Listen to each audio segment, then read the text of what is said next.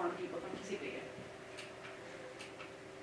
So what we wanted to do was first find all the information that exists, develop some models to see what would happen in the future if the situation continues as it is right now. So those are models of habitat suitability and population viability.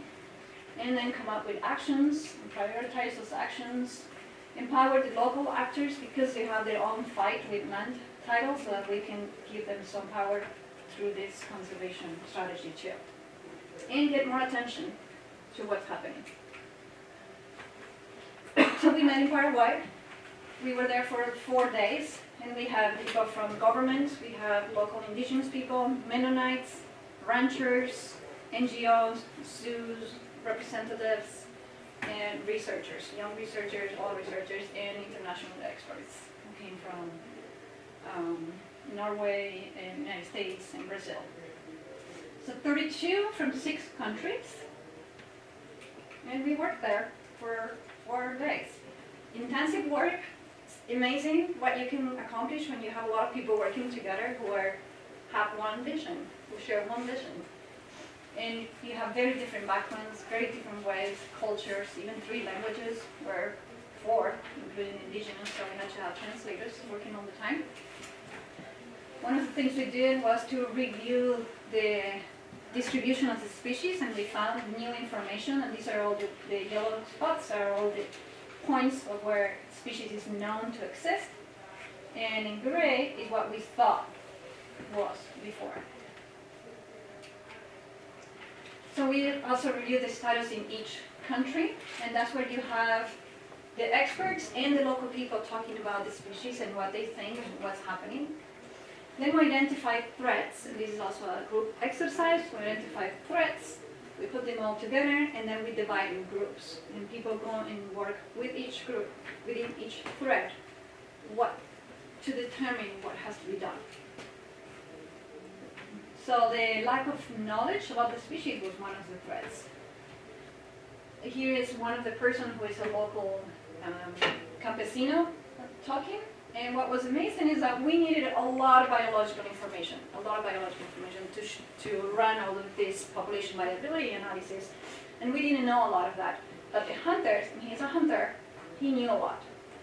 So he was able to say, oh no, they don't have 3 babies, they have only 2 because one always dies. So they have 3 fetus, and that's what the scientists know. But we didn't know that one generally dies. But that's what the hunters were able to say. He is chief of the Wichi, the largest indigenous people. Super quiet person, but with a lot of knowledge. And part of what is interesting is how to give them the space to talk, and they have different ways of talking and expressing, and they need a lot more time than a scientist who is more like concrete and focused. And they need more time, so we had to plan for that. And it's super interesting to find ways to give space to everybody. So this is the vision. It sounds like, whoa, really big, but that's what a vision is like. I want to highlight the things, the important things. Ensure a viable population. That means that they're going to persist forever. Maintaining the ecological integrity and connectivity, and this is where we incorporate the habitats. In a context of sustainable and transparent development, so we're talking about what we want at a larger level. And contemplate the needs and wishes of the local communities. That's a way to incorporate everybody into our vision. With that in mind is how we work.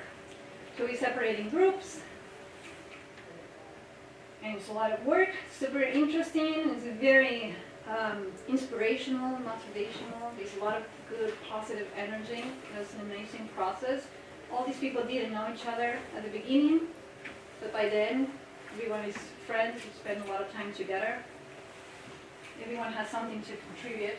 This is one of the models that we run, and this is where you try to find what are the ecological or environmental variables that are important for that species to persist in an area. And once you have that, these are different environmental variables. Could be like rainfall, temperature, or altitude. And then you overlap that with a map of the deforestation to see what you have left for the habitat. So this is deforestation. All yellow squares are deforestation. And this is what we found, that this is the only place where there is high probability for the species to subsist. But this is the range in blue. So this is a very good tool because it helps you to know, okay, we need to conserve this species for a long